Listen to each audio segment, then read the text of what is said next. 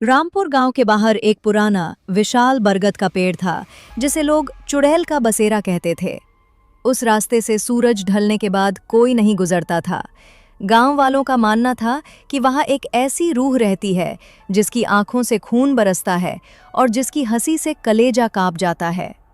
देख अमन, यही वो पेड़ है जिसके बारे में सब बात करते हैं। हाँ यार, सुना है इसके अंदर एक चुड़ैल रहती है। सिर्फ सुना नहीं है, मैंने तो अपनी आंखों से कुछ अजीब चीजें देखी हैं। पिछली पूर्णिमा की रात मैं यहां से गुजर रहा था और मैंने देखा एक परछाई पेड़ से निकलकर अंदर जा रही थी। सच में? तू मजाक तो नहीं कर रहा? नहीं यार, बिल्कुल नहीं। गांव के बड़े बुजुर्ग भी कहते हैं कि ये पेड़ शापित है, कोई इसके पास नहीं जाता रात में। लेकिन ये इतना विशाल है और इतना पुराना भी लगता है। कितनी कहानियां छिपी होंगी इसमें।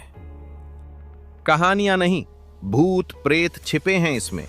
लोग कहते हैं कि जो भी इस पेड़ के अंदर झांकने की कोशिश करता है वो फिर कभी वापस नहीं आता। चल यार, यहां से चलते हैं। मुझे कुछ ठीक नहीं लग रहा। हवा भी रुक सी गई है। ये जो छोटा सा दरवाजा जैसा दिख रहा है, यहीं से वो अंदर जाती होगी। क्या तुझे कोई आवाज सुनाई दी? नहीं, मुझे तो कुछ नहीं सुना। शायद हवा का झोंका होगा। नहीं यार, मुझे लगा जैसे कोई फुसफुसा रहा था। सच में राज, मुझे डर लग रहा है। डरपोक कहीं का। लेकिन हाँ, सच कहूं तो मुझे भी थोड़ी सिहरन महसूस हो रही है। चल, हम सुबह बात करते हैं इसके बारे में। रात में यहां रुकना ठीक नहीं है। हाँ, सही कह रहा है।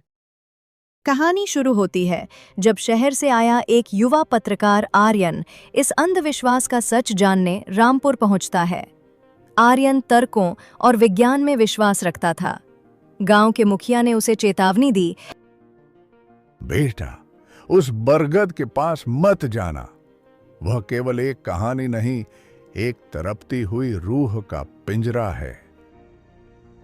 आर्यन नहीं माना। अमावस्या की रात थी। सन्नाटा इतना गहरा कि खुद की सांसें भी शोर कर रही थीं।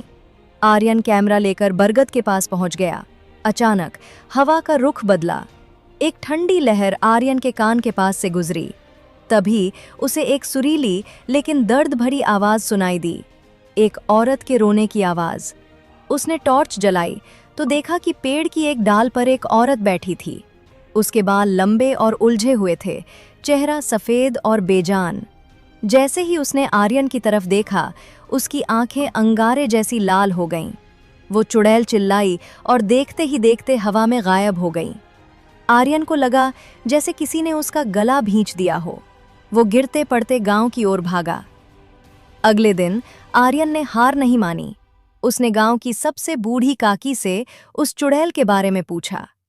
काकी की आंखों में आंसू आ गए। उन्होंने बताया, वह कोई चुड़ैल नहीं बल्कि इसी गांव की बेटी रेशमा थी। 20 साल पहले रेशमा गांव की सबसे सुंदर और दयालु लड़की थी।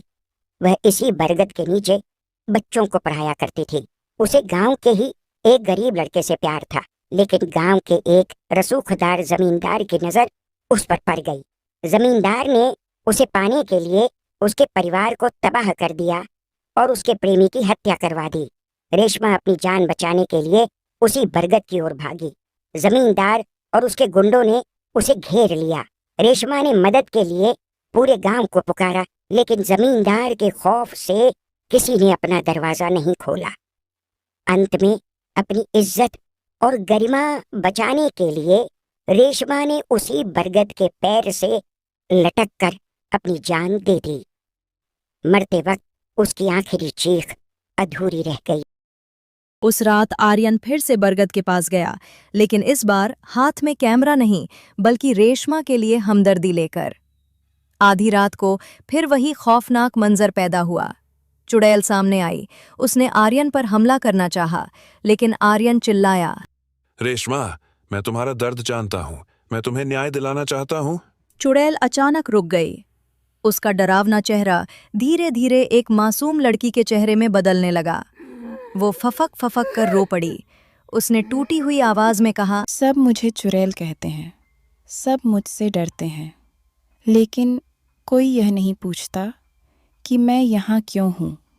उसने अपनी मजबूरी बताई, मैं मारना नहीं चाहती, लेकिन मेरी आत्मा उस जमींदार के पापों की जंजीरों में जकड़ी हुई है। जब तक उस जमींदार का वंश इस गांव में फल फूल रहा है, मेरी आत्मा को शांति नहीं मिलेगी। मैं उस नफ़रत की आग में जल रही हूँ जिसे मैंने नहीं, बल्कि इस समाज के सन्नाटे ने पैदा किया है। मैं बस आज़ाद होना चाहती हूँ, लेकिन यह बरगद मुझे छोड़ता नहीं। आर्यन को समझ आया कि रेशमा की रूह को नफरत नहीं बल्कि स्वीकार्यता और न्याय चाहिए। अगले दिन आर्यन ने पुरानी फाइलों और गवाहों को इकट्ठा किया। उस जमींदार का बेटा, जो अब गांव का प्रधान था, अपने पिता के किए गए अपराधों का बोझ ढो रहा था। आर्यन ने उसे सच बताया और उसे पश्चाताप करने के लिए मनाया। गांव वालों को बरगद के पास इकट्ठा किया गया। सबने मिलकर रेशमा से माफी मांगी कि उस रात उन्होंने अपने दरवाजे बंद कर लिए थे। जमींदार के बेटे ने उस जगह पर रेशमा की याद में एक छोटी सी पाठशाला बनाया। उसी रात बरगद के नीचे एक दिया जलाया गया। रेशमा की रूह प्रकट हुई। अब उसकी आंखों में खून नहीं बल्कि शांति थी। उसने आर्यन की तरफ देखा और मुस्कुराई। हवा में एक हल्की सी सरसराहट हुई और रेशमा का साया धीरे धीरे धुंध में विलीन हो गया। बरगद का वह पुराना पैर अगले दिन खुद ब खुद सूख गया। गांव को उस खौफ से हमेशा के लिए मुक्ति मिल गई और रेशमा की आत्मा को वह सुकून मिल गया जिसकी वह 2 दशकों से तलाश कर रही थी।